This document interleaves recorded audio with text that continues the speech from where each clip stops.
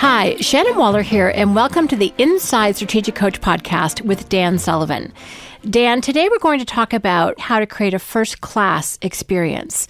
And this has always impressed me about you since we first met in 1991. This was always a value that you had. You loved being in a first-class experience. You loved creating that for our clients. And I have to tell you, as from a team member standpoint, it's pretty phenomenal to be a part of that. But I want to talk today about what is the first-class experience and how can other people gain this mindset or this value and why it's so important. So let's start off by talking about, first of all, what is a first-class experience for you? How do you define it? Well, I think everybody, Shannon, has the experience of, certainly in their personal life, of going to a terrific restaurant or staying at a terrific hotel or anything in the what I would call the experience economy, where you go, you're entertained, a first-class theatrical performance. It could be a first-class outdoor experience. And what makes it first class is that you feel like the organization around the experience, in other words, whoever is in charge of putting it on, has given special thought about how you are actually going to feel as you're going through the experience. And when you have that sense that someone has really given enormous amount of thought to the experience and made sure it was really out of the ordinary, very special, very ordinary, so that you would remember it later in your life. And it seems to me that we all have those experiences.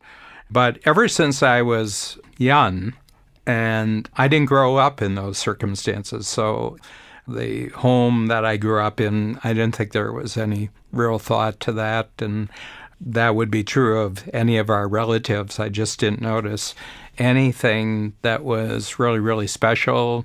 I had a remarkable experience when I'm just trying to think here, I think I might have been about 12 or 13 years old. I went to Cleveland, so I grew up about 60 miles from Cleveland. So this was the early, probably around 1954, so I would have been 10 years old. Shows you the difference in time because I went with my mother and my sister, so we drove in. And when we got there, we parked right at the what is called Public Square in Cleveland. And there's, at one time, the building that stands on Public Square is called the Terminal Tower. And for the longest time, it was the highest skyscraper west of New York in the United States, 40, 50 stories. So you parked underneath and you came up through a hotel. What happened to me when we came up through that hotel, and it's the first time I had been in that hotel, I was just blown away by the atmosphere and the environment of the hotel. And this was still railroad days, so the Terminal Tower was Cleveland's equivalent of Grand Central Station. And then on the Public Square were the big department stores, and that's where my sister and my mother were going. And I made a deal with them when we got to the hotel level, and I said, I will not leave this room. So it was the lobby of the hotel. I just want to sit here while you go shopping, and I'll be right here. And, I was a trustworthy young boy.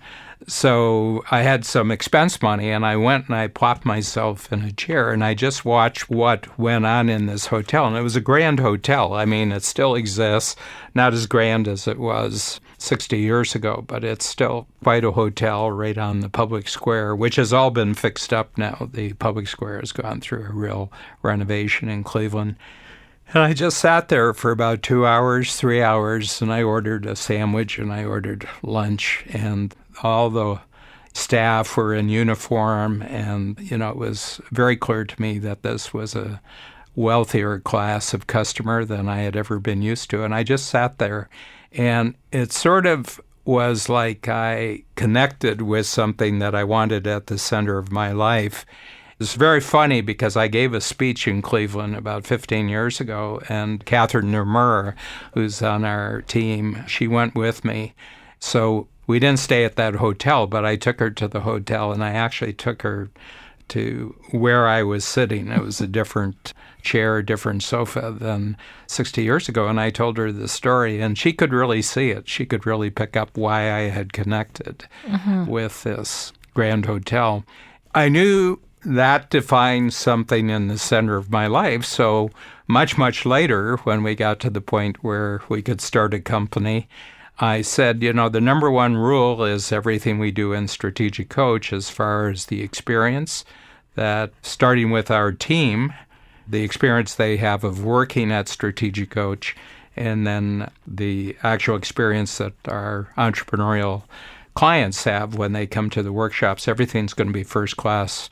In other words, we're going to design the experience that everyone has at Strategic Coach, from how they feel treated from the first contact to the end of the experience and continually. So, my life today, when I travel first class. When I stay at hotels, I stay at first class hotels, and I really investigate where the first class experiences are anywhere that I go. So that's a long story, but I think it's necessary for people to know that I've been at this forever. Mm-hmm. And it sounds like you intentionally put yourself into other first class experiences to pick up, oh, here's a neat new idea over here. Or I think about some of the things that you've put in place around our particular building in Toronto. Everything from monogrammed napkins that people dry their hands on, the flowers that are in every restroom, even the pictures that are in the stalls, and, the flowers in the front desk area.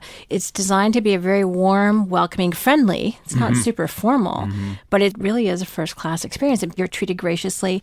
Dan, give the example of you at one point when clients, due to traffic or whatever life circumstances, showed up at the workshop late. You were very clear with the team how you wanted them taken care of. Can you describe that? Yeah, well, first of all, being late is stressful. So I know that when they've come late that they're kind of stressed out. In some cases, they are kind of beating themselves up, because they may have been late through their own lack of planning or whatever. And then the other thing is they feel a little bit guilty coming in late. So the first thing I wanted is that if someone comes to the workshop late, you give them maximum welcome and you take care of them. You make sure they have coffee. If the breakfast is out, you make sure they have breakfast. And then you give them personal instruction about where we are with the workshop, and you just make them feel welcome and get them settled, and there's no message coming from us that anything's wrong. Everything's right, they're here, and we want them to get integrated and right into the thick of things as soon as they can, but, get relaxed first and get settled first. And it's the way I would want to be treated. So to a certain extent, first class is simply being very, very aware of what it feels like to be treated extraordinarily well and taking note of that and then pass it on. That if you feel great about this, a first class experience, other people are going to feel great about it too. And I notice the real difference between any kind of business enterprise that has a first-class experience, and others try to appear that they're giving a first-class experience. And one of the things I notice is that if you're giving a first-class experience, you don't really point it out. I mean, you're either giving a first-class experience or you're not, and people will notice that. But there's a lot of establishments that will, for example, publish their standards and say, these are our standards. And I say, well, if you have to write down the standards so that people are aware that you have standards, you probably don't have any standards.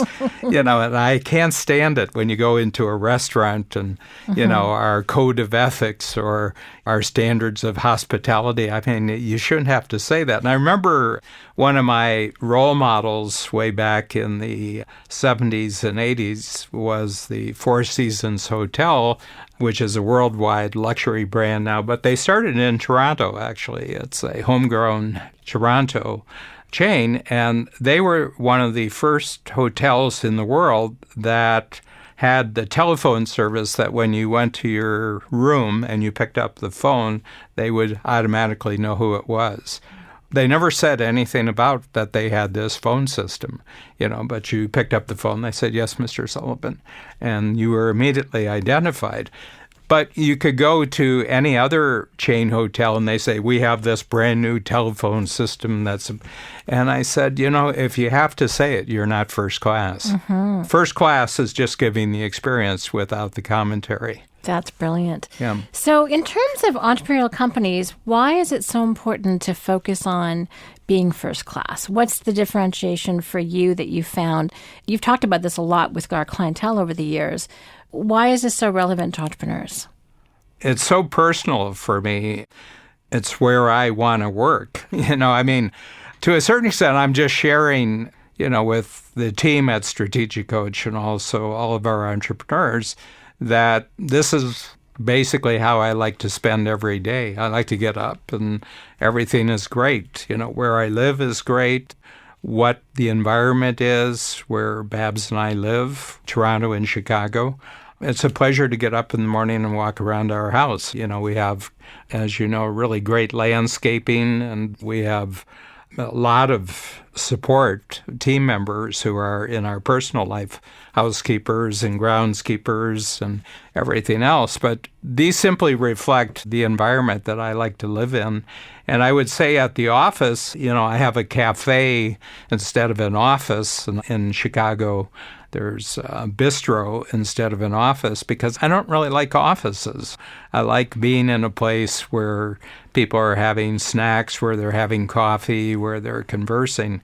So to a certain extent, I'm not trying to make any message out of this other than this is who I am. This is what my relationship with Babs is. It's first class. And we just want to, wherever we can expand first class environment and first class treatment, we want to expand it into everything. So we're always finding new ways to actually do this, But there is a point about it from a business standpoint, if we're turning it into a lesson.